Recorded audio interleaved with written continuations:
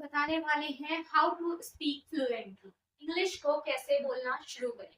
अगर आप लोगों को बिल्कुल भी शुरू से इंग्लिश बोलनी नहीं आती है, इंग्लिश समझनी नहीं आती है, तो यहाँ पर मैं आपके लिए लेकर आई हूँ 7 डेज का चैलेंज, जिसको आप अगर एक्सेप्ट करते हैं तो 7 डेज में आप लोगों की फ्लुएंसी है वो काफी इंक्रीज होगी और आप अपने अंदर एक कॉन्फिडेंस देखेंगे कि किस तरीके से बंदा बोलता है, कौन कौन से टिप्स है, कौन कौन से तरीके हैं जब हम इंग्लिश को बहुत ही फ्लुएंसी बोल पाएंगे। ठीक है, आपको क्या करना है, कुछ बातों को ध्यान रखना है।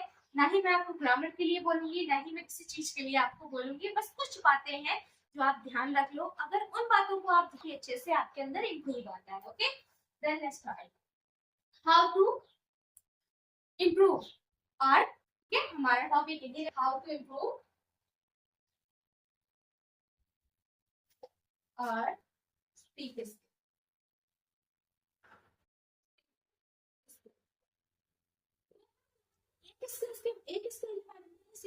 स्किल्स के बारे में सीखेंगे। ठीक है, तो हम किस तरीके से बोलते हैं, कैसे बोलते हैं, कौन सा तरीका हमें अपनाना चाहिए। अगर आप ये चीज समझ जाते हो तो कभी भी आपको प्रॉब्लम नहीं होगी। तो फर्स्ट थिंग इज होती है हमें हेजिटेशन होती है। हेजिटेशन क्या करता है बच्चा, हेजिटेट होता है। जब भी आप अभी तो आप क्लास 10, 9, 10, 11, 12 किसी भी लेवल पे हो, लेकिन आप ये चीज देखते होंगे मैं किसी के सामने बोली दिमाग में आती है, अरे सामने वाला क्या सोचेगा, अरे मैंने गलत बोल दिया, नहीं बोल पाया तो क्या होगा, है ना।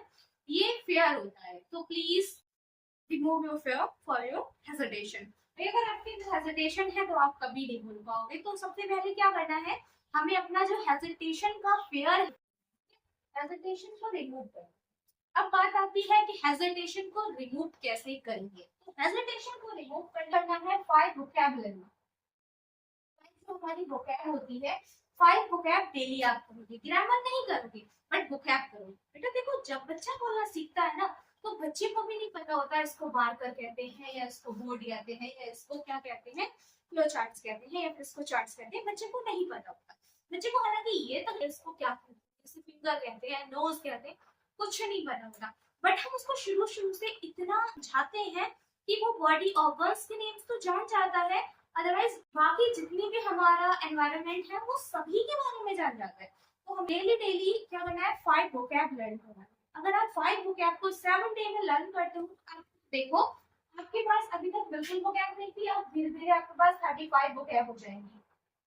अब जब वो वोकैब यूज करो, जब आप वोकैब को एक वोकैब को डेली लर्न किया, ठीक है, आपने एक वोकैब को डेली लर्न किया, लाइक दैट टिमिट हम इसका यूज करते हैं। सडन माइंड में आया टिमिट, ठीक है।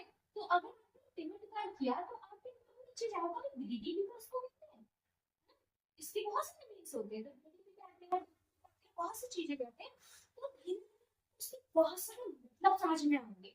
एक मतलब जब आपके दिमाग में आ जाएगा, एक मतलब उसको समझ में आ जाएगा, इसको कैसे चीजें समझ में आने लगेंगी है, तो कर लेते हैं नेचुरली। मतलब नेक्स्ट आता है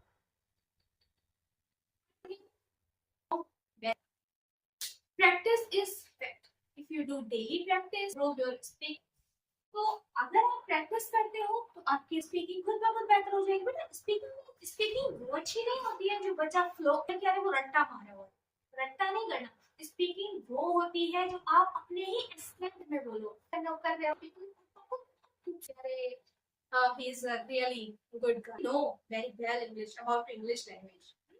अगर आप बोलते हो स्पीकिंग, आप फास्ट बोलते हो तो सामने वाला कह रहा है रट्टा मार गया है, नहीं, ये चीज बिल्कुल नहीं करना।